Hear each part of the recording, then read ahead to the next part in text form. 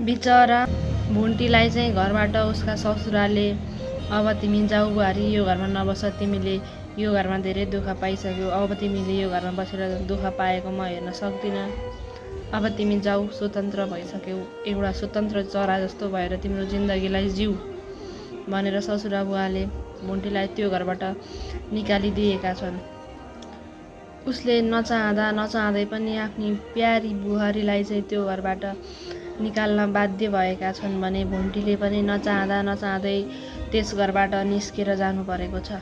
बिचरा ऊ त आफ्नो बिरामी भएको श्रीमानलाई हेरचाह गर्नका लागि त्यहाँ आएर चाहिँ बसेकी थिइन्। उसको श्रीमानको दिसा पिसा एकै ठाउँ भएको कारणले उसले सफा गर्दै बसिरहेकी थिइन्। तर अहिले अन्तिममा आएर चाहिँ भुन्टीलाई सबैले त्यो घरमा हेला गरेर त्यो घरबाट निकालिएरै छाडियो। अब भुन्टीले के गर्लिन् त? न आफ्ना माइती धनी न आफ्ना माइती दरा, जाउँ भने पनि कहाँ जाउँ? त्यही दाजुले चाहिँ नजा भन्दै ऊ आएर बसेकी छिन्। अब फेरि त्यही दाजुकोमा कसरी जाउँ भनेर भुन्टी दोधारमा परेकी छिन्। अब भुन्टी कहाँ जान्छन् होला? अब भुन्टीले केमा गएर आफ्नो शिर लुकाउने होला? आफ्नो आश्रय चाहिँ भुन्टीको के हुन सक्ला त? भाग्यले ठगिएकी भुन्टी कसैले पनि साथ दिन सकेनन्। यतिको महान नारीलाई कसैले पनि बुझ्न सकेनन्। भुन्टी जस्तो महान नारी त सायदै यो संसारमा कमै मात्र पाइन्छन् होला। आफ्नो घरबाट चाहिँ ससुराले निस्केर जाऊ भनेपछि चाहिँ उसले ससुरालाई ढोगेर, श्रीमानको खुट्टालाई ढोगेर चाहिँ रुँदै त्यहाँबाट निस्किएकी छिन्। त्यो पनि अरूको खुसीको लागि।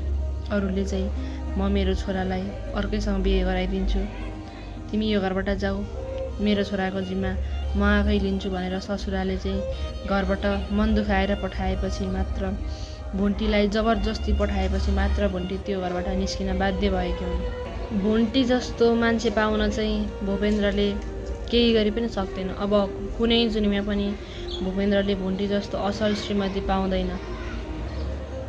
भुन्टी जस्तो असल बुहारी, भुन्टी जस्तो असल देउरानी, भुन्टी जस्तो असल भाउजू, भुन्टी जस्तो असल छोरी चाहिँ यो संसारमा सायदै कसैले पनि पाउँदैनन्।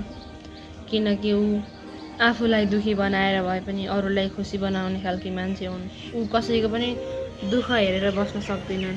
ऊ कसैको पनि दुःख हेरेर बस्न सक्दैनन्, दुःख हेरेर बस्न चाहन्नन्।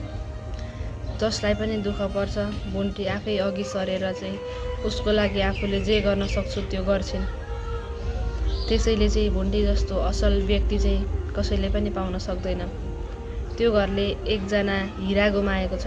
अब उनीहरूले त्यो हिरालाई पहिचान गर्न नसकेकोमा पछि धेरै पछुताउनुपर्छ। सामान्यतया बजारमा पनि हिरा पाइँदैन। हिरा किन्नको लागि अलि धनी नै हुनुपर्छ, धेरै धनी हुनुपर्छ। चाँदी जो कोहीले किन्न सक्ला, सुन जो कोहीले किन्न सक्ला, तर हिरा त्यसलाई चिन्न सक्नुपर्छ। भुन्टी पनि एउटा अमूल्य रत्न हुन्। उसलाई चाहिँ चिन्न कसैले पनि सकेनन्। उनीहरूले एउटा ठुलो भाग्य गुमाएका छन्। त्यो परिवारले एउटा ठुलो भाग्य गुमाएको छ, ठुलो भाग गुमाएको छ। अब त्यो परिवारका कसैलाई पनि राम्रो हुने छैन। अब भुन्टीले आफ्नो जिन्दगी के गरेर बिताउँछिन् होला? जोसँग ठोकिएको थियो त्यही मान्छेसँग उसको जिन्दगी बित्न लेखेको भए पनि त राम्रो हुन्थ्यो। ऊ त अहिलेसम्म भुन्टीलाई मात्र भनेर पर्खेर बसेको रहेछ। जो कोहीले यसरी कहाँ पर्खेर बस्न सक्छ र? सायद भुन्टी र उसको मिलन हुन भाग्यमा लेखेको रहेछ।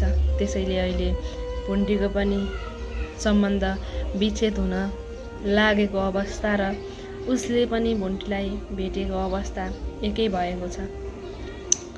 सायद अब भुन्टी त्यही पहिला जो चाहिँ माग्न गएका थिए भुन्टीलाई, तर म बिहे गर्दिनँ भनेर भुन्टीले फर्काएकी थिइन्, त्यही व्यक्तिसँग चाहिँ जीवन कट्न लेखेकै हुनुपर्छ।